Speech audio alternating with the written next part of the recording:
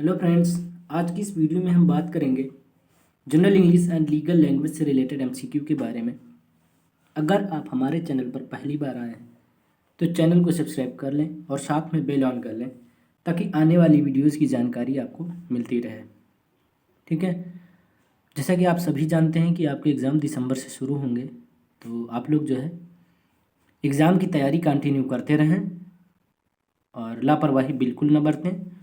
और जो पेपर्स पढ़ चुके हैं उनका रिवीजन करते रहें और जो पेपर करंट में चल रहा है उसकी तैयारी डेली के डेली करते रहें। ठीक है, लापरवाही बिल्कुल मत बरतें, क्योंकि नवंबर के महीने में सिर्फ 1 हफ्ते बचे हैं।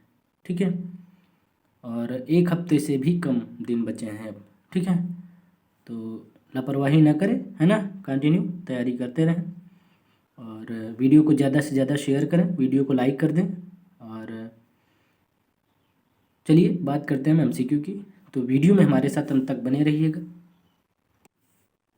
क्वेश्चन नंबर पहला कहता है कि निम्नलिखित में किस प्रकरण में न्यायालय ने यह निर्णित किया कि शीघ्रतर परीक्षण और पक्षकारों को निःशुल्क विधिक सहायता उपलब्ध कराना राज्य का प्रथम कर्तव्य है।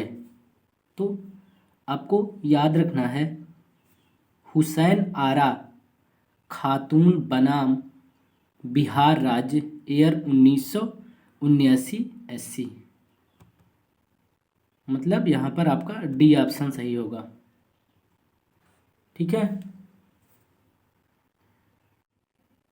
चलिए आगे बात करते हैं। क्वेश्चन नंबर दूसरा क्या कहता है? क्वेश्चन नंबर दूसरा कहता है कि सन 2009 में कहाँ पर संयुक्त राष्ट्र के तत्वाधान में, ठीक है, अंतर्राष्ट्रीय स्तर पर भ्रष्टाचार को रोकने की पहल की गई थी? तो आपको याद रखना है दोहा में। ठीक है, आगे बात करते हैं क्वेश्चन नंबर तीसरे की। क्वेश्चन नंबर तीसरा क्या कहता है कि भ्रष्टाचार रोकने के कारगर साधन निम्नलिखित में कौन हो सकते हैं? तो भ्रष्टाचार रोकने के कारगर साधन जो है लोकपाल और लोकायुक्त, ठीक है, ये दोनों हो सकते हैं। ठीक है, तो भाई रिश्वत तो भ्रष्टाचार ही है। ठीक है, तो वो तो हो नहीं सकता। ठीक है, तो यहाँ पर लोकपाल और लोकायुक्त ये दोनों हो सकते हैं। ठीक है, तो यहाँ पर आपका बी और सी ऑप्शन सही होगा, मतलब डी ऑप्शन सही होगा। बी और सी आपके सही है, तो इसका मतलब डी ऑप्शन सही होगा। ओके, क्वेश्चन नंबर 4 की बात करेंगे। क्वेश्चन नंबर 4 क्या कहता है कि डियर सर या फिर कहिए madam, dear madam, okay, is known as, तो यहाँ पर ग्रीटिंग होगा, is known as greeting. Okay, B option आपका यहाँ पर बिल्कुल सही होगा। आगे बात करते हैं क्वेश्चन नंबर 5 की। क्वेश्चन नंबर 5 क्या कहता है कि निम्नलिखित में किस मामले में न्यायालय ने यह निर्णित किया है कि अनुच्छेद 21 में विदेश भ्रमण का अधिकार एक मूल अधिकार है? तो किस मामले में न्यायालय ने यह निर्णय किया? आपको याद रखना है सतवंत सिंह बनाम, ए ऑप्शन सही होगा आपका यहाँ पर। ठीक है, सतवंत सिंह बनाम असिस्टेंट पासपोर्ट ऑफिसर नई Delhi year 1967 80। Okay, question number 6 की बात करेंगे। इंपॉर्टेंट मामला है ये, याद रखिएगा। क्वेश्चन नंबर 6 क्या कहता है कि जब न्यायालय, ठीक है, क्वेश्चन नंबर 6 क्या कहता है कि जब न्यायालय अपने नियमित न्यायिक मामलों की सुनवाई से अलग हटकर कुछ ऐसे मुद्दों पर सुनवाई करते हैं एवं उस पर सरकार एवं निजी संस्थाओं में निर्णय के माध्यम से निर्देश देते हैं, ठीक है, और तब, ठीक है, निर्देश देते हैं तब उसे विधिक भाषा में क्या कहा जाता है। ठीक है, तो आपको याद रखना है न्यायिक सक्रियता कहा जाता है। क्या कहा जाता है? न्यायिक सक्रियता, मतलब सी ऑप्शन सही होगा आपका। ठीक है, आगे बात करते हैं क्वेश्चन नंबर 7 की। क्वेश्चन नंबर 7 कहता है कि अर्ध सरकारी पत्र में अधिकारी को संबोधित करने की शैली होती है। तो आपको याद रखना है प्रिय कहिए या श्री। ठीक है, ओके। तो संबोधित करने की शैली प्रिय या श्री होती है। ठीक है, आगे बात करेंगे क्वेश्चन नंबर 8 की। क्वेश्चन नंबर 8 क्या कहता है कि परिपत्र, ठीक है, निम्नलिखित में किस श्रेणी में आता है। तो आपको याद रखना है कार्यालयीन पत्र। ठीक है, मतलब ऑफिशियल लेटर। ओके, आगे बात करेंगे क्वेश्चन नंबर 9 की। क्वेश्चन नंबर 9 क्या कहता है?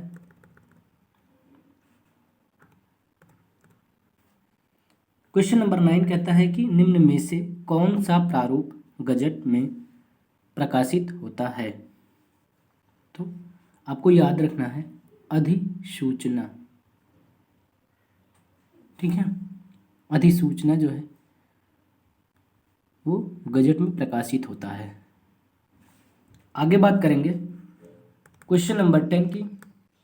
क्वेश्चन नंबर 10 कहता है कि सूचना का अधिकार शब्द किस अधिनियम में परिभाषित है। तो आपको याद रखना है सूचना का अधिकार अधिनियम 2005, बी ऑप्शन सही होगा आपका।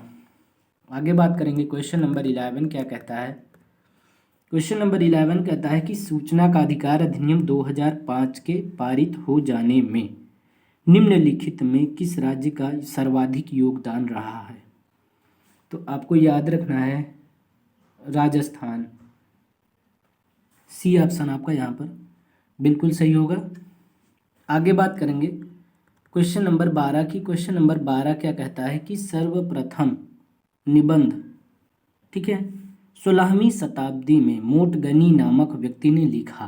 ठीक, उसका संबंध था, तो इसका संबंध जो है फ्रेंच से था, डी ऑप्शन सही होगा। आपको ये क्वेश्चन मैं कहूँगा कि इसको ध्यान दीजिएगा, इस क्वेश्चन को। ठीक है, इम्पॉर्टेंट क्वेश्चन है, ये पूछा जा सकता है आपके एग्ज़ाम में। ठीक है, इंग्लिश के पेपर में, जो पेपर चल रहा है इस वीडियो में। ठीक है, समझ गए ना। तो चलिए आगे बात करते हैं क्वेश्चन नंबर 13 की। क्वेश्चन नंबर 12 को ध्यान देना। ठीक है, क्वेश्चन नंबर 13 कहता है कि लोकतंत्र के आधारभूत स्तंभ निम्नलिखित में कौन है। ठीक है, तो विधायिका है, कार्यपालिका है, न्यायपालिका है, समझ गए। तो ये सभी, ठीक है, यहाँ पर आपका डी ऑप्शन बिल्कुल सही होगा। चलिए आगे बात करते हैं क्वेश्चन नंबर 14 की। क्वेश्चन नंबर 14 क्या कहता है कि विधायिका का मुख्य कार्य क्या है। ठीक, तो आपको याद रखना है देश के लिए विधियों का निर्माण, ए ऑप्शन आपका बिल्कुल सही होगा। आगे बात करेंगे क्वेश्चन नंबर 15 की।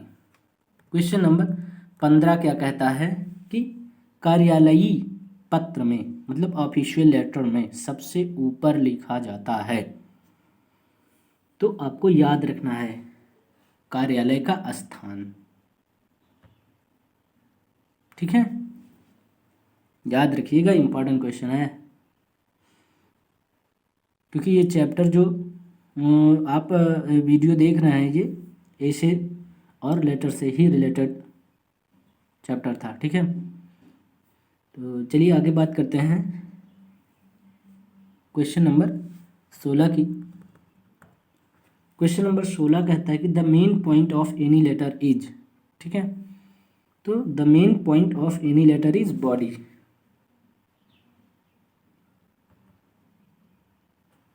ठीक है, यहाँ पर आपका ए ऑप्शन बिल्कुल सही होगा। चलिए आगे बात करते हैं क्वेश्चन नंबर 17 के। क्वेश्चन नंबर 17 क्या कहता है कि न्याय मात्र एक शब्द तक ही सीमित नहीं है, अपितु यह समाज दर्शन की संरचना है। मतलब डैश लगा हुआ है, दर्शन की के बाद डॉट डॉट करके, ठीक है, रिक्त स्थान की पूर्ति करना है हमें, ठीक है, समझ गए। तो आपको याद रखना है, ठीक है, ये समाज दर्शन की डॉट डॉट संरचना है, तो बुनियादी संरचना है, याद रखिएगा। यहाँ पर आपका सी ऑप्शन सही होगा। क्वेश्चन नंबर 18 क्या कहता है कि सर्वधर्म समभाव के सिद्धांत का प्रतिपादन निम्नलिखित में किसने किया था। ठीक है, तो आपको याद रखना है महात्मा गांधी ने। ठीक है, आगे बात करेंगे। क्वेश्चन नंबर 19 क्या कहता है, लोकपाल को क्या कहा जाता है। तो आपको याद रखना है ओम्बुड्समैन।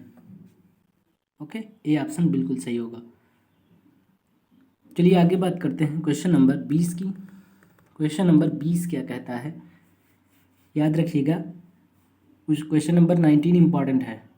ठीक है, क्वेश्चन नंबर 20 क्या कहता है कि पूर्व प्रेषित पत्र की याद दिलाने के लिए भेजा जाने वाला पत्र क्या कहलाता है।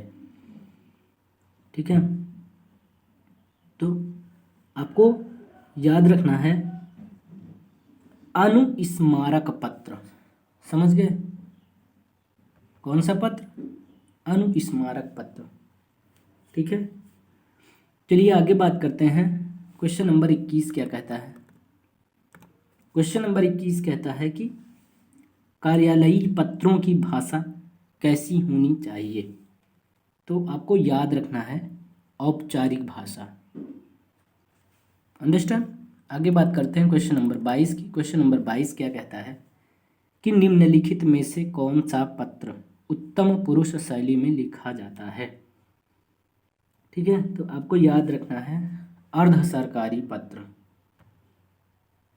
ठीक है, बी ऑप्शन आपका बिल्कुल सही होगा। आगे बात करेंगे। क्वेश्चन नंबर 23 क्या कहता है। क्वेश्चन नंबर 23 कहता है कि सामान्य कार्यालय पत्र में इनमें से किस घटक का उल्लेख नहीं किया जाता है। तो आपको याद रखना है संदर्भ। ठीक है, आई होप कि आपको वीडियो पसंद आई होगी। वीडियो को लाइक करें और अपने फ्रेंड्स के बीच इस वीडियो को ज़्यादा से ज़्यादा शेयर करें, ताकि आपके साथ साथ आपके फ्रेंड्स लोग भी अपने एग्ज़ाम की तैयारी कर सकें। ठीक है, और चैनल पर पहली बार हैं, अभी तक चैनल को सब्सक्राइब आपने नहीं किया है तो सब्सक्राइब कर लें और साथ में बेल ऑन कर लें, ताकि आने वाली वीडियोज़ की जानकारी आपको मिलती रहे। ठीक है, तो चलिए इस वीडियो के आप सारे क्वेश्चंस तैयार करिए। अब हम आपसे नेक्स्ट वीडियो में मिलेंगे। बहुत बहुत धन्यवाद।